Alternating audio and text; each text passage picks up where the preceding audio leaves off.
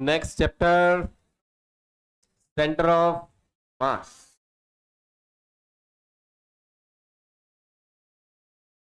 इस चैप्टर में सबसे पहले हम वापस आएगा।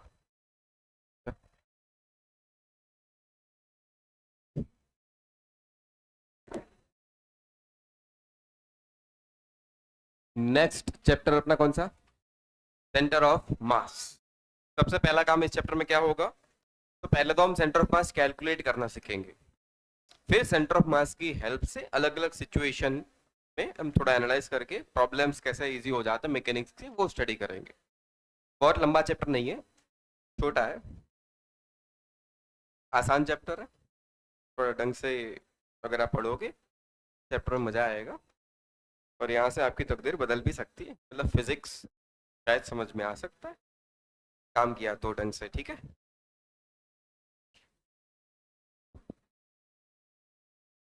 चलो, ये वर्ड हमारे लिए नया नहीं है। बैठ, जल्दी बैठ, जल्दी बैठ, जल्दी बैठ, जल्दी बैठ, जल्दी बैठ जाओ। जगह चेंज करते रहते हो बेटा, पहले पता नहीं चलता क्या कहाँ बैठना है? मुझे लगा वही चैप्टर चल रहा होगा, अब चैप्टर चेंज हो गया। अब ख्याल आया कि अब पढ़ लेते हैं थोड़ा, ठीक है। ये वर्ड अपने लिए नया है क्या? नहीं। इसको हमने यूज कर लिया था क्या? हाँ। कहाँ कहाँ पर? अच्छा, वर्क पर एनर्जी में भी यूज किया था, याद है? पोटेंशियल एनर्जी लिखने के लिए हम कभी कभी सेंटर ऑफ मास की हेल्प ले लेते थे, इससे हमारे क्वेश्चन आसान हो जाते थे। याद आया कुछ? सेंटर ऑफ मास बहुत काम की चीज है। तो ज्यादा फालतू बातें नहीं करता मैं, क्यों सीख रहे हैं, कैसे सीख, क्यों सीखना है, काम का है नहीं है, काम का है वो पता है, हमने एक्चुअली यूज भी कर लिया सेंटर ऑफ मास का, तो काम का है सबको पता है। फालतू बातें छोड़ो, डायरेक्ट कहानी पे आओ। सिंपल बात, ये दो मास, एक मास एम, दूसरा मास एम, दोनों के बीच में सेपरेशन एक्स, ये एक सिस्टम है। बेटा ये क्या है? एक सिस्टम जिसमें कितने पार्टिकल है? दो पार्टिकल। दोनों पार्टिकल कैसे? Point mass. दोनों पार्टिकल्स कैसे हैं? Point mass. दोनों पार्टिकल्स कैसे हैं? Point mass. तो इस सिस्टम का सेंटर ऑफ मास कहां होगा? मिड पॉइंट पे, क्योंकि दोनों मास बराबर है। मतलब ऐसा पॉइंट जिसपे आप पूरे सिस्टम का मास अज्यूम कर सकते हो। तो इन दोनों का सेंटर ऑफ मास कहाँ है? मिड पॉइंट पे। ये कुछ चीजें हमें ऐसे ही पता है, इसका सेंटर ऑफ मास कहाँ होगा? यहाँ पर। मैं इसका टोटल मास 2m यहाँ इमेजिन कर सकता हूँ। ऐसा करके एनालाइज करने में थोड़ी आसानी होगी। जैसे हम आगे बढ़ेंगे, ऐसे सिस्टम को एनालाइज करना सीखेंगे, तब पता चलेगा कि सेंटर ऑफ मास बहुत प्रॉब्लम को, कॉम्प्लेक्स प्रॉब्लम को आसान बना रहा है। तो हमने पहले देख भी लिया है कि सेंटर ऑफ मास की हेल्प से वो पोटेंशियल एनर्जी वाले क्वेश्चंस आसान हो जाते थे। याद आ रहा है मैं कौन से क्वेश्चन की बात कर रहा हूँ? मतलब आप एक डेफिनेशन ये भी लिख सकते हो कि सेंटर ऑफ मास मतलब वो पॉइंट जहां पर हम पूरे सिस्टम का मास अज्यूम कर सकते हैं। रियल में पूरा मास यहाँ पर नहीं है, बट हम मान सकते हैं कि पूरे सिस्टम का मास यहाँ पर है। और सिस्टम पे अब जितने भी आप फोर्सेस लगाओगे, सारे फोर्स कहाँ लगा दोगे? कुछ फोर्स नहीं लगा सकते, और धीरे धीरे सिचुएशन आने पर मैं बताऊंगा। बट जनरली हम फोर्स कहाँ लगा देंगे? सेंटर ऑफ मास पे।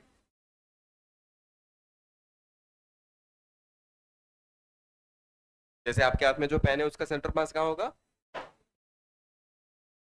वो भी अगर यूनिफॉर्म मास डिस्ट्रीब्यूशन ऐसा मान लिया जाए तो सेंटर ऑफ मास लगभग मिड पॉइंट पे, L/2 लेंथ पे। सेंटर ऑफ मास कहाँ पर? मिड पॉइंट पे, L/2 लेंथ पे। आपने बहुत सारी चीजें ऐसे देखी होगी, वहां सेंटर ऑफ मास मतलब वो पॉइंट जहां से हम उसको ऐसे रख के बैलेंस कर पाए, है ना? ऐसा। तो ये कौन सा पॉइंट हो गया? Centre of mass. मैं सारे फोर्सेस कहाँ पर इमेजिन कर सकता हूँ? यहाँ। ये बैलेंस क्यों हुआ? क्योंकि इसका जो मास है, पूरा मास m, वो मैं कहाँ इमेजिन कर रहा हूँ? इसी पॉइंट पर। तो mg कहाँ लग रहा है? नीचे। तो उसको बैलेंस करने के लिए नॉर्मल भी उसी पॉइंट पे लग रहा है। हम ये इमेजिन कर सकते हैं कि सारे फोर्सेस इसी पॉइंट पे एक्ट कर रहे हैं, इसलिए बैलेंस में है। आया समझ में ये? ठीक है, ये तो बेसिक बातें हो गई। कुछ इक्वेशंस की बात कर लेते चलो। ये x, ये y, ये एक्स एक्सिस पर दो पार्टिकल्स पड़े। एक का मास m1, दूसरे का मास है m2। x1 कहाँ है, सॉरी m1 कहाँ है? ओरिजिन से x1 दूर। m2 कहाँ है? ओरिजिन से x2 दूर। ये अपना ओरिजिन O। तो ये अगेन एक सिस्टम है। सिस्टम में कितने पार्टिकल्स, कितने पार्टिकल्स, दो, दोनों का मास m1 and m2, location x1 x2, x axis पर, दोनों कहाँ पड़े, x एक्सिस पर। इनका सेंटर ऑफ मास कहाँ होगा, x पे होगा कि y में होगा, ऑब्वियसली x में होगा, कुछ चीजें लॉजिकली हमें पता है। इनका सेंटर ऑफ मास कहाँ होना चाहिए, x में या y में, x में। x में कहाँ पर, इधर हो सकता है क्या, नहीं, इधर, क्या बीच में कहीं पे, हाँ। अगर दोनों का मास सेम है तो एग्जैक्ट मिड पॉइंट पे, अगर इसका मास ज्यादा है तो किस तरफ, किस तरफ, क्या m1 की तरफ शिफ्ट हो जाएगा। जैसे ये आपने बैलेंस किया, मान लो आपके हाथ में एक स्केल थी, क्या थी, एक स्केल, तो 15 सेंटीमीटर वाली, तो उसका सेंटर ऑफ मास कहाँ बनता, 7.5 पे। एक साइड हल्का सा मास ज्यादा बना लो, कुछ रख दो एक साइड, तो बैलेंस करने के लिए आप कहाँ शिफ्ट हो जाओगे, जहां मास आपने इंक्रीज करा है उस तरफ। ये scale 15 centimetre, centre of mass कहां पर, एग्जैक्टली 7.5 सेंटीमीटर पे। मान लेते हैं मैंने एक साइड हल्का सा मास ज्यादा रख दिया, कुछ रखा मैंने यहाँ पर 1 ग्राम ज्यादा, तो बैलेंस करने के लिए अब आप कहाँ शिफ्ट हो जाओगे, तरफ, तभी तो बैलेंस हो पाएगा, क्योंकि इस तरफ मास आपने इंक्रीज कर दिया है। तो सेंटर ऑफ मास कहाँ होता है, हैवियर मास की तरफ, कहाँ होता है। अगर दोनों के मास अलग है तो सेंटर ऑफ मास कहाँ होगा, क्या सेंटर ऑफ मास हमेशा लाइन ज्वाइनिंग पर ही होगा, m1 m2 को ज्वाइन करती हुई जो लाइन है उसी लाइन पे होगा, हाँ, ऊपर नीचे हो ही नहीं सकता, हो सकता है क्या, नहीं, सेंटर ऑफ मास हमेशा कहाँ रहेगा, इस लाइन पे। मान लेते हैं कि सेंटर ऑफ मास का लोकेशन ये आया है, सेंटर ऑफ मास वो कहाँ है, xcm दूर, तो xcm का direct experiment based equation m1x1 plus m2x2 divided by m1 plus m2, ये इक्वेशन हमें याद रखना है। m1x1 plus m2x2 divided by m1 plus m2, m1 क्या है, m1 क्या है, पॉइंट मास, m2 भी क्या है अपना, पॉइंट मास, x1 क्या है, m1 की पोजीशन, वो ओरिजिन से कितना दूर है, x2 क्या है, m2 की पोजीशन, m2 ओरिजिन से कितना दूर है, और xcm क्या है, सेंटर ऑफ मास की position, centre of mass origin से कितना दूर है। एक्सपेरिमेंट करते करते ये इक्वेशन बना है। हमें इस इक्वेशन को प्रूव नहीं करना, हमें इसे डायरेक्टली यूज करना है। बहुत सिंपल सा घटिया सा क्वेश्चन, ऐसा क्वेश्चन जीवन में कभी नहीं पूछा जाता, बट मैं पूछ रहा हूं। 1 किलो, 3 किलो, ये 1 मीटर दूर, ये 3 मीटर दूर, बोलो सेंटर ऑफ मास कहाँ होगा,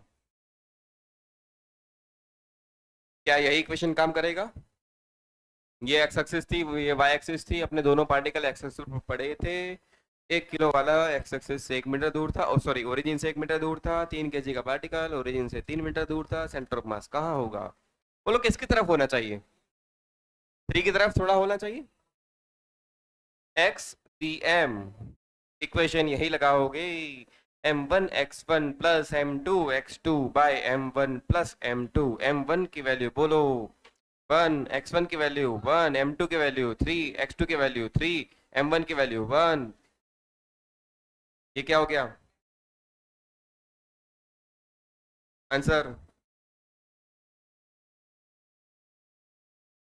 यहाँ होगा 2, ये 1, ये 2, ये 2.5, हुआ क्या नहीं, सेंटर ऑफ मास हैवियर की तरफ।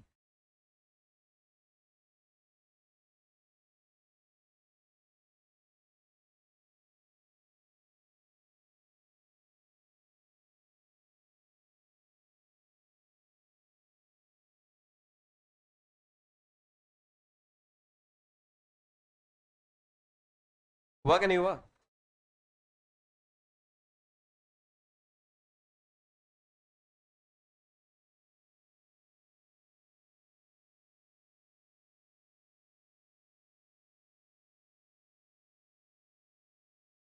लिख लिया, फिर लिख दिया, ए लिख दिया।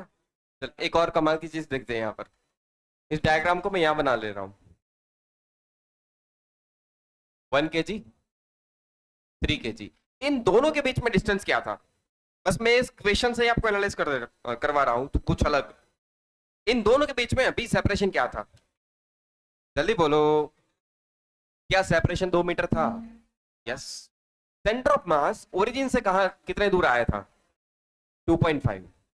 ये कितना दूर था? एक। ये डिस्टेंस कितना हुआ? ये एक, ये 2.5, तो ये 1.5। सेंटर ऑफ मास यहां आया है। 1 किलो से कितना दूर? 1 kg से कितना दूर? 1.5।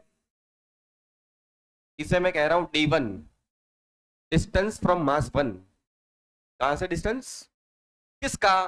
सेंटर ऑफ मास का। कितना मिला भैया, कितना मिला? 1.5। मास 2 से डिस्टेंस बोल। ये 2.5, ये 3, ये कितना बच गया? 0.5, मतलब 1/2। सही है। ये कितना? इसको मैं D2 कह रहा हूं, 0.5 मीटर। क्या लिखा मैंने, समझ में आया? मैं D1 D2 की बात कर रहा हूं। D1 कौन है? D1 कौन है?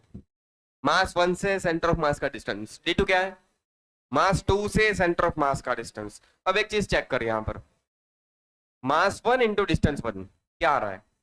मास 1 की वैल्यू, मास 1 की वैल्यू 1, D1 की वैल्यू, आंसर मास 2 इंटू डिस्टेंस 2। चेक कर, मास 2, मास 2, ये रहा 3 kg। D2 answer. ओहो, मतलब ये परम सत्य है। M1 D1 is equal to M2 D2। D1 क्या है? सेंटर ऑफ मास का डिस्टेंस कहां से? M1 से। D2 क्या है? D2 क्या है? सेंटर ऑफ मास का डिस्टेंस कहां से? M2 से। लिख देना D1 D2 कौन है? Distance of COM from M1। और ये D2 कौन? Distance of COM from M2।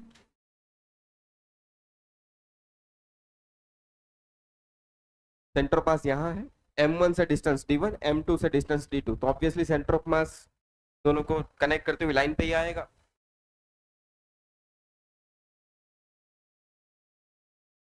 एक एग्जांपल से हमने ये चीज निकाल ली।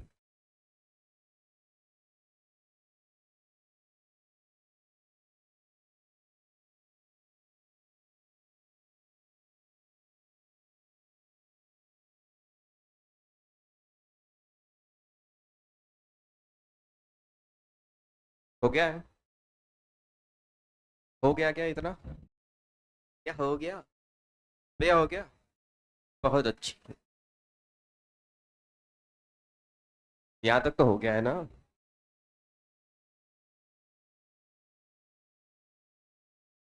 आसान चैप्टर है, कोई डिफिकल्ट चैप्टर नहीं है। ये सारी बेसिक बेसिक बात है। थोड़ा स्पीड में जाएंगे। ये कुछ डिफिकल्ट नहीं चल रहा है अभी।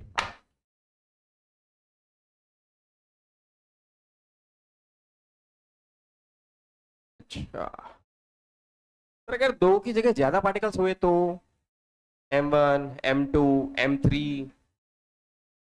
Dot dot dot dot Mn X पे, ये Y और ये ओरिजिन O, और इनका लोकेशन भी पता है मुझे।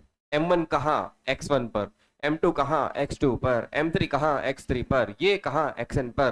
तो सेंटर ऑफ मास का इक्वेशन क्या बनेगा? कुछ फर्क नहीं है। M1 X1 plus M2 X2, ऐसे चलते जाओ, जितने पार्टिकल हैं वहां तक पहुंचो। तो कुछ नया नहीं करना है। अगर एन पार्टिकल है तो सबके लिए लिख दो।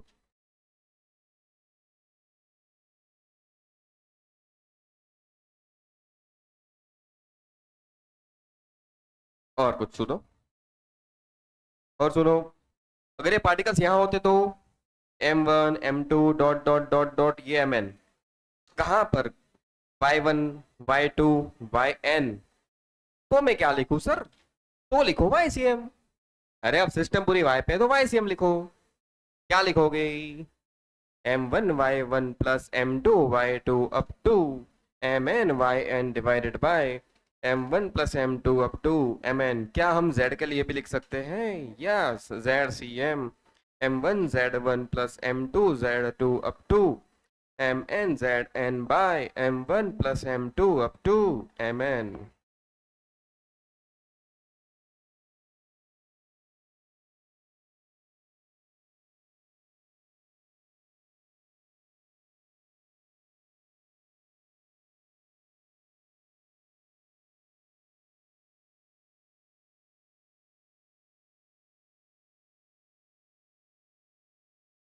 मतलब मुझे फर्क नहीं पड़ता पार्टिकल कहाँ पड़ा है, एक लाइन में होने चाहिए बस। तो ये लगा सकते हैं हम, सिंपल है।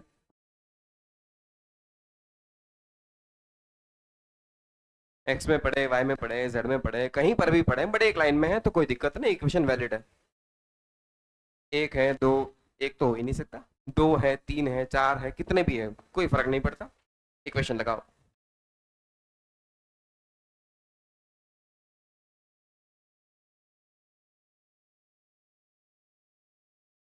ज़ुम, ज़ुम, ज़ुम, ज़ुम, ज़ुम, ज़ुम, ज़ुम। अच्छा, अगर एक लाइन में नहीं पढ़े तो, एक लाइन में नहीं पढ़े, जैसे क्लासरूम में वो वाला पॉइंट ओरिजिन, वो कॉर्नर ओरिजिन, ये वाली एक्सिस एक्स, ये सामने वाली जेड, वो कौन ओरिजिन, ये एक्सिस, ये वाली और ये वाली जेड। अब मैं कह रहा हूँ पार्टिकल एक्स या सिर्फ एक्स में, सिर्फ वाई में, सिर्फ जेड में, ऐसे नहीं पड़े। यहाँ कहीं पर एक पार्टिकल पड़ा m1, वहां कहीं पे दूसरा पार्टिकल पड़ा m2, यहाँ कहीं पे पड़ा है थर्ड पार्टिकल m3, ऐसे कोई n पार्टिकल्स की सिस्टम है। अब पार्टिकल सिर्फ एक लाइन में है या स्पेस में फैले हुए, तो सेंटर ऑफ मास कैसे निकाले? जैसे यहाँ m1 पड़ा है, तो इसका लोकेशन जानने के लिए हम लोग क्या करते थे? पोजीशन वेक्टर बनाते थे। क्या बनाते थे? पोजीशन वेक्टर क्या होता है? ओरिजिन से पार्टिकल को कनेक्ट करता हुआ वेक्टर, जिसको हम नाम देते थे R1 वेक्टर। भूल गए हो? इसको हम क्या नाम देते थे? R1 वेक्टर को हम लिखते थे x1 y1 z1, x1 i cap plus y1 z cap plus z1। इसके लिए x1 क्या होगा? x1 y1 z1 कैसे लिखोगे? मान लो ये एक पॉइंट है जो पड़ा है x में 2 सेंटीमीटर दूर, 2 मीटर ले ले, चल 2 मीटर। ये कौन सी एक्सिस थी? y में 3 मीटर। और ये सामने वाली कौन सी थी? z, z में 4। ये कहां पर पड़ा? x में 2, y में 3, z में 4। तो इसका पोजीशन वेक्टर क्या लिखोगे? 2i plus 3j plus 4k। क्या मैं इसे 2 3 4 भी लिख सकता हूँ ऐसे? याद है, याद है, याद है, ऐसा कुछ किया हुआ हमने।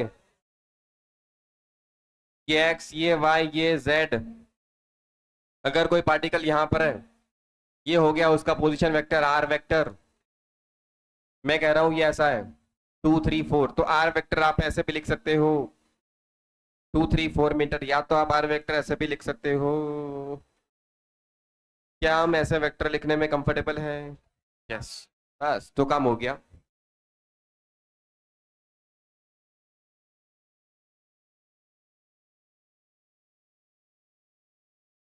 एक्स वाई जेड,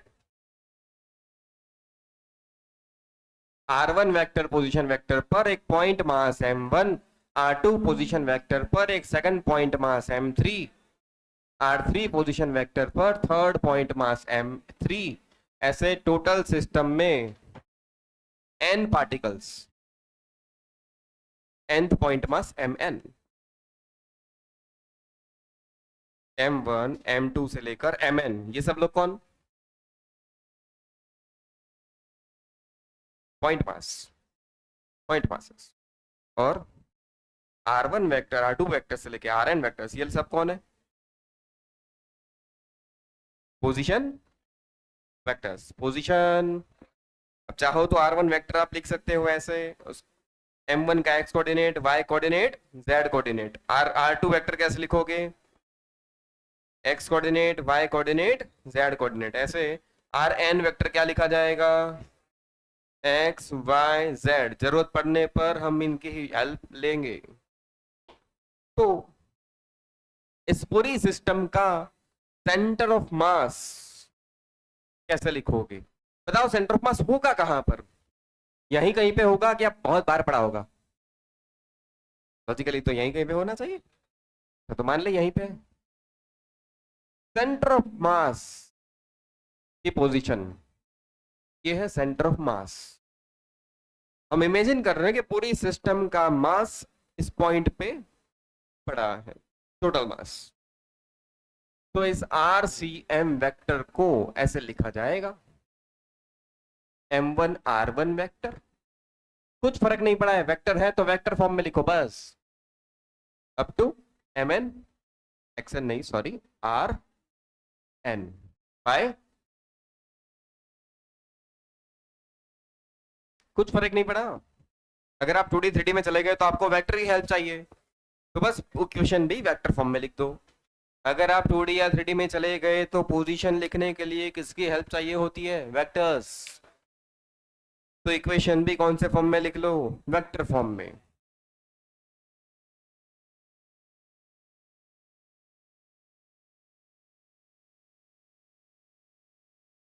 अभी चैप्टर स्टार्ट भी नहीं हुआ, बस इक्वेशन बताए जा रहे हैं आपको।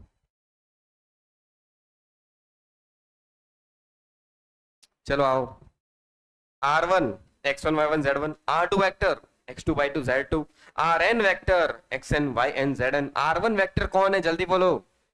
R1 वेक्टर कौन है? Position vector for mass 1। R2 vector, Rn vector, RCM vector, centre of mass का पोजीशन वेक्टर, RCM वेक्टर। तो क्या मैं RCM वेक्टर को भी ऐसे लिख दूं? XCM YCM ZCM। Centre of mass का x coordinate, centre of mass का y coordinate, centre of mass का z कोऑर्डिनेट। अरे लिख सकते हैं ना?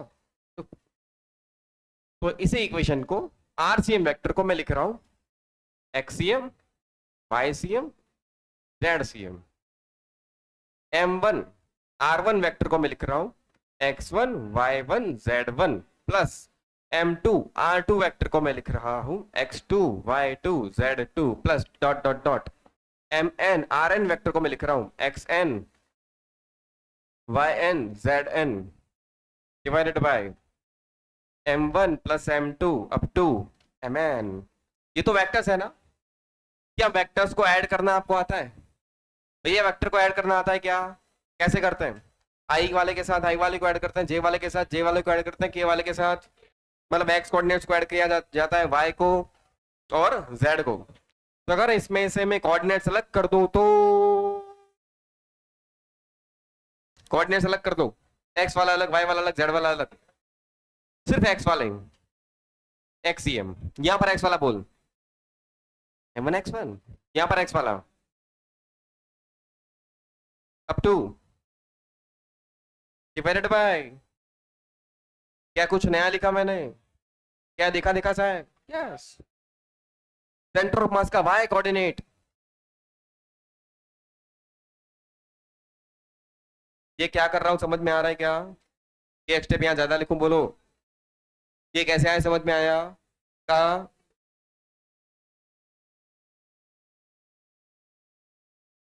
जेड सी एम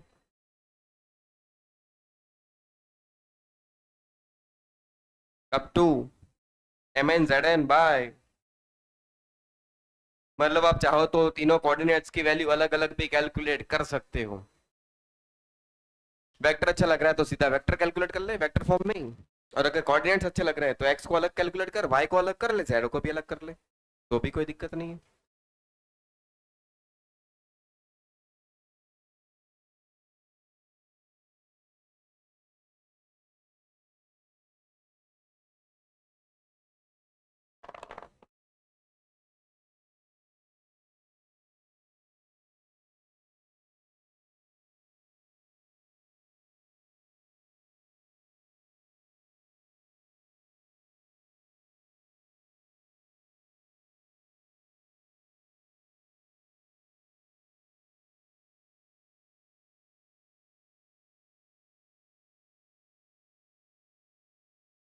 हो गया?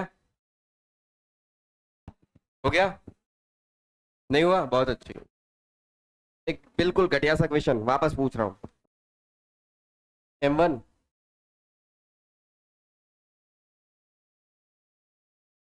50 ग्राम, M2 100 ग्राम, M3 150 ग्राम। M1 के लिए position vector R1 vector 111 centimetre, R2 vector 123 centimetre, R3 vector 202 centimetre. बोलो सेंटर ऑफ मास।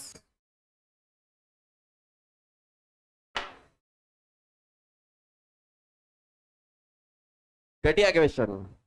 क्या सर ऐसे क्वेश्चन पूछे जाते हैं? नहीं। हम क्यों कर रहे हैं पता नहीं, बस इक्वेशन पर याद रह जाए।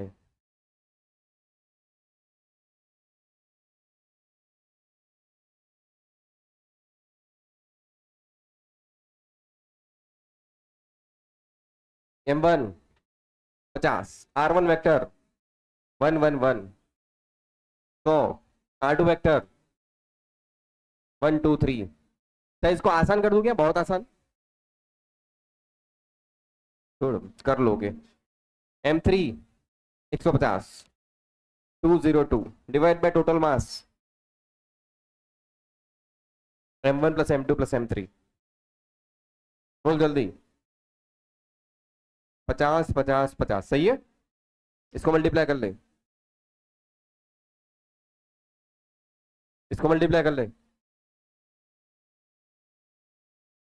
Divide by total mass. अब सही है। अरे क्या करा, आप समझ में आ गया? तो 50 + 100,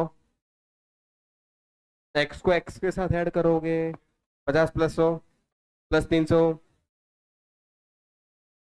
50 + 200 +0, 50 + 300 + 300 डिवाइडेड बाय 300।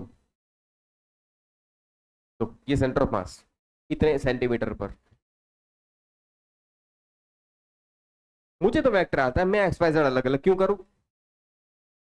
अरे आता है ना हमें तो वेक्टर, फिर एक्स वाई जेड अलग अलग क्यों करें? वेक्टर में ही कर लो बेटा, वेक्टर को ऐड करना आता है ही, आता है ही।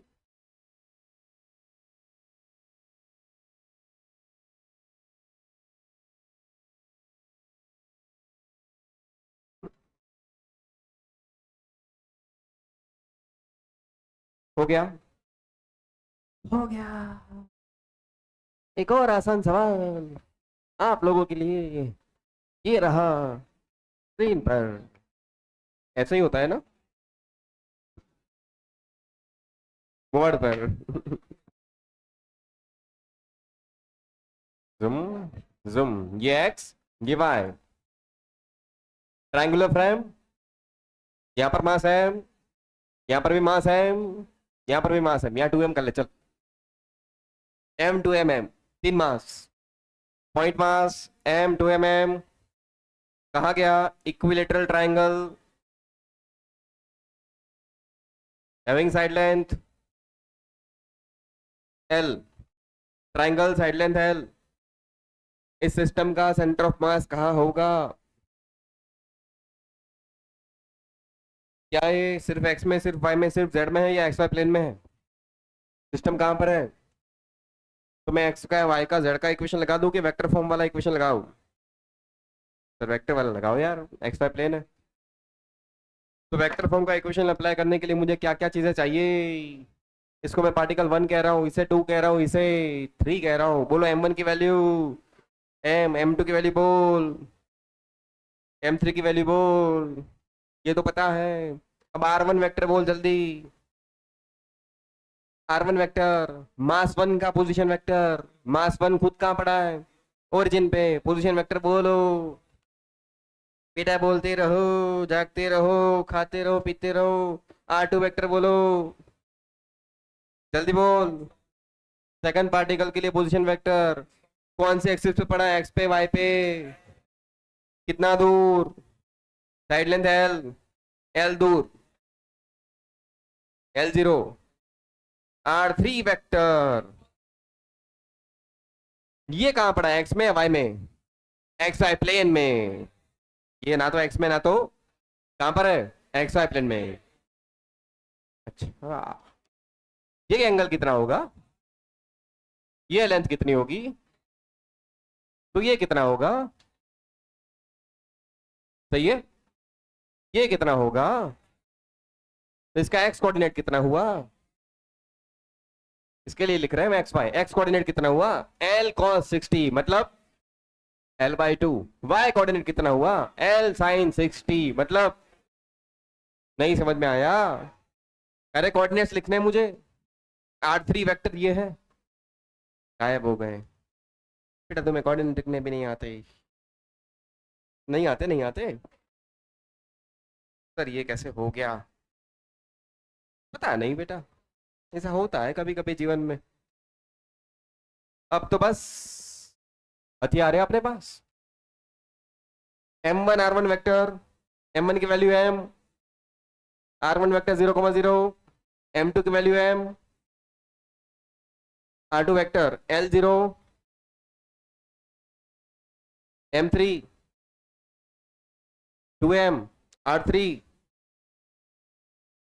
L/2, √3 L/2। ये 2 तो गायब हो गया। सही है, कर सकते हैं ऐसे कि नहीं कर सकते?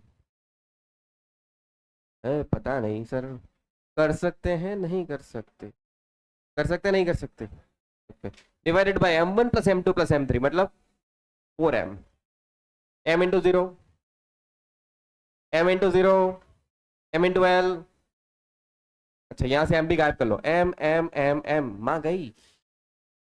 ले ले, 0 plus L plus L 2L divide by 4, 0 plus √3L by 4। Answer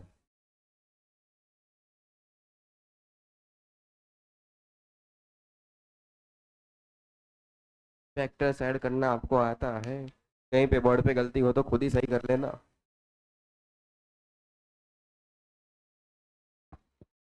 एक और पैन है क्वेश्चन, ये मैं नहीं करवाऊंगा, आप लोग आंसर दोगे फटाफट फटाफट। स्क्वायर,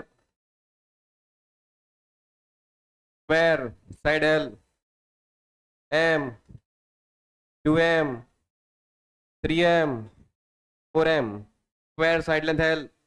इस सिस्टम का सेंटर ऑफ मास कहाँ होगा?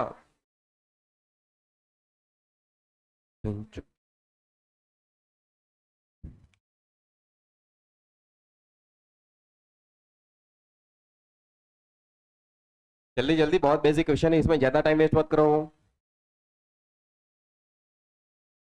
क्वेश्चन भी बस मैं इसलिए करवा रहा हूँ कि इक्वेशन आपको ऐसे ही याद रह जाए। 2-4 क्वेश्चन करोगे, इक्वेशन अपने आप याद रह जाएगा।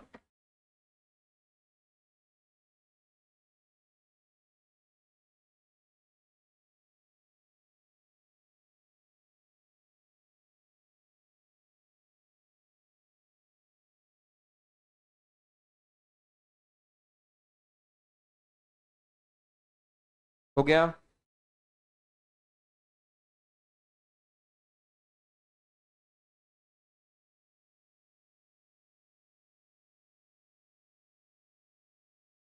चलो आओ, बोलते रहो। चलो नाम दे देते हैं, ये 1, ये 2, ये 3, ये 4, ठीक है? इस भाई साहब के लिए पोजीशन वेक्टर बोल, जल्दी जल्दी बोलो। अब तो मैं यही लिख रहा हूँ 0 0। इसके लिए बोलो साइड लेंथ है L, जल्दी बोलो। L0, इसके लिए बोल L L, एक्स में भी L वाई में भी L। इसके लिए बोल, चलो RCM वेक्टर M1 M 0 0, सही है। M2 की value 2M L0, M3 3M LL plus M4 4M 0L। 1M 2M 3M 3 plus 3 4M, sorry 6M 6M plus 4M 10M। वाह, मां गायब, कटक कटक कटक कटक कटक। 1/10 तो बाहर पड़ा है, 1/10 बाहर पड़ा है। एक्स में 0 plus 2L 2L plus 3L 5L plus 0, क्या 5L 0, y में 0 plus 0 plus 3L plus 4L। लो, ये आंसर है। एल चाहो तो बाहर लिख ले, L/10 5/7। यही आंसर आया था क्या? ओके, प्रैक्टिस के लिए एक आध क्वेश्चन और। कंफर्टेबल हो? कंफर्टेबल हो तो लो, एक दे रहा हूँ, आंसर बताओ। क्या मजाक।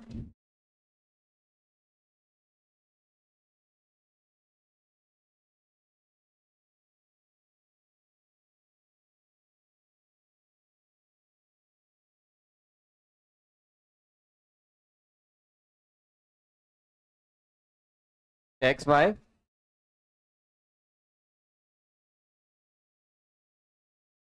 Z, हर जगह मास सेम। 8 इक्वल मास M1 M2 M3 M4 M5 M6 M7 M8, सबकी वैल्यू M, सबकी वैल्यू M,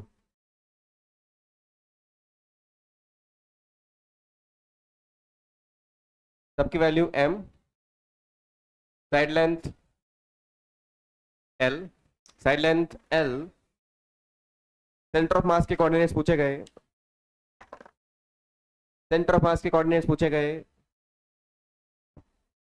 आप लोग कर लोगे बहुत आराम से, 1 मिनट में जल्दी आंसर।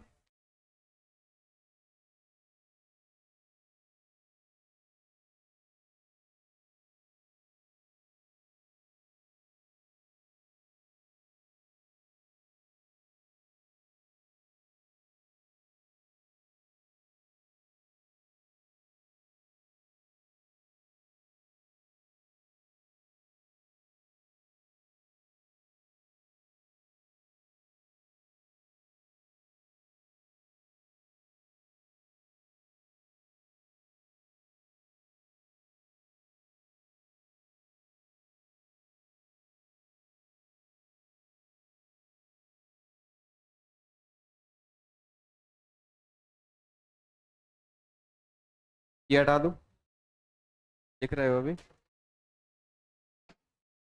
ये कब करोगे? 1 मिनट का टाइम था, तो वो तो इतना लिखने में जाएगा अभी।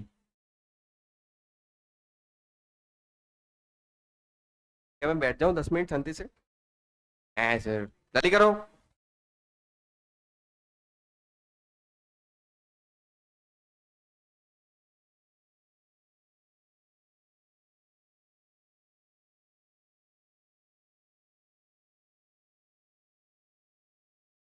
आज का कुछ काम दिया है मैंने?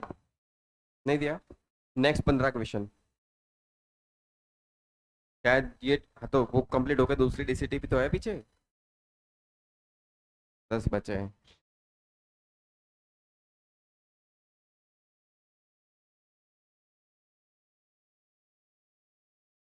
तो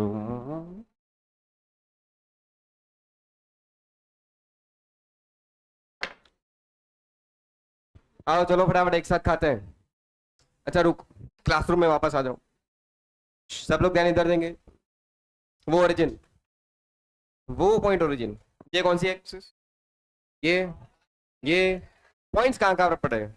पॉइंट्स कहाँ कहाँ पर पड़े हैं? एक मास, एक मास, एक मास, एक मास, चार हो गए। वो चार कॉर्नर पे और चार मास, सबके सबके लिए value same, M M M M M, सही है। अच्छा, उस वाले के लिए कोऑर्डिनेट बोल, 0 0 0। अरे एक्स वाई जेड दोनों की वैल्यू बोलोगे ना आप, तो 0 0 0। ये कौन सी एक्सिस थी? तो वहां जो पड़ा है वो एक्स में कितना दूर पड़ा है? L, वाई में 0, जेड में, इसके लिए क्या लिखोगे? L 0 0। यहां पर जो पड़ा है ये कौन सी एक्सिस थी? वाई। तो वाई कोऑर्डिनेट क्या लिखोगे? L X 0, y L Z। उसके लिए ये कौन सा प्लेन है? ये कौन सा प्लेन है? वहां पहुंचने के लिए तुम एक्स में पहले एल चले, फिर वाई में भी एल चले हो। XL YL Z लिख लिया। चलो यहां से उधर जाओ, वो पॉइंट आ गया। किस में चले? Z में। कितना चले? L। क्या लिखोगे? 0 0 L, सही है। ऊपर वाला Z में कितना चले? L। फिर ऊपर चले, ऊपर कहां पर? Y में। क्या लिखोगे? 0 L L, सही है। अरे सही है। चलो वहां पहुंचना है, Z में L, एक्स में एल, अरे वहां पहुंचना है तो पहले जेड में, उस वाले कॉर्नर पे, तो पहले जेड में फिर एक्स में, x l y zero z l, उस कॉर्नर पे। तो मैं पहले एक्स में चला एल, जेड में भी चला एल, फिर ऊपर वाई में जा रहा हूँ एल, तीनों में एल एल एल। फटाफट लिख लोगे कोऑर्डिनेट, यहाँ बोलो, चलो चलो चलो चलो, यहाँ बोलो। 0 0 0 एक्स में, L 0 0 जेड में, एक्स जेड में, एक्स जेड में, ये वाई में, ये वाई जेड में, ये भाई साहब एक्स वाई में।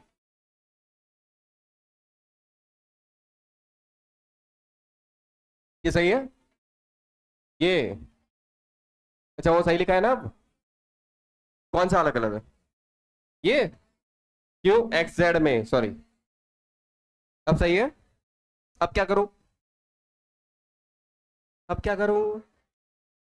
आर सेम वेक्टर, M1 की वैल्यू M, इसे नाम दे देते हैं 1 2 3 4 5 6 7 8। M1 की वैल्यू M, M1 की value M, R1 vector, R1 vector, हे भगवान, R1 वेक्टर, M2 की वैल्यू R2 वेक्टर। ऐसा लिखते जाओगे कहां तक? एट्थ तक, एट्थ वाला M, RN vector divided by M1 plus M2 plus M3 plus M4 से M8 तक कितना हो जाएगा? आंसर क्या आया? आंसर बोलो, क्या आ गया है आंसर? ये आंसर आया नहीं आया? आ गया, क्यों आया? सिमेट्रिक सिस्टम है, इस पूरे सिस्टम का सेंटर ऑफ मास यहीं पे तो आना चाहिए था, इस क्यूब के सेंटर पे। क्यूब का सेंटर कहाँ होगा? एक्स में L/2, जेड में L/2, वाई में L/2, L/2 L/2 L/2 पे। क्या ये आंसर आया? कैसे आया पता चला? का अगर मैं मासेस चेंज कर लूँ तो कर सकते हो? ये तो सब जगह मास सेम था, अगर मास अलग अलग होते तो क्या वहीं पे आता सेंटर ऑफ मास? नहीं तो चेंज हो जाता। चल एक क्वेश्चन जल्दी, इसमें ही कर दूं चेंज, इसमें ही चेंज कर दूं क्या? चल चल चल चल, 2M, 2M, 2M, 2M, M, M, M, M, 8 equal मास नहीं है।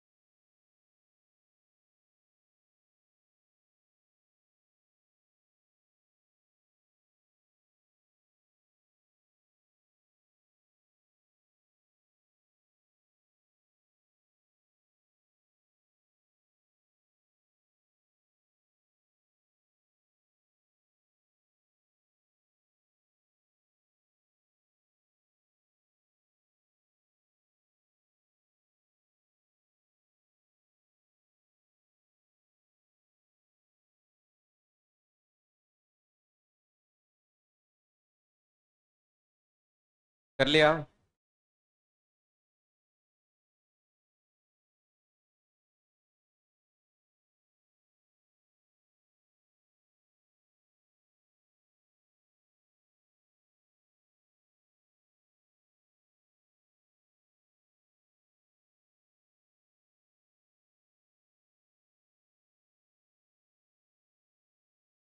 बहुत सिंपल क्वेश्चंस कर रहे हैं, इक्वेशन की प्रैक्टिस बस।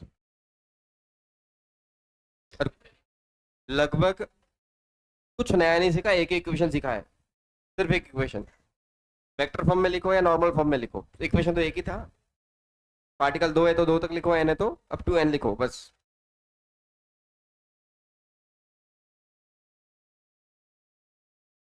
आंसर बोलो। आंसर। आंसर।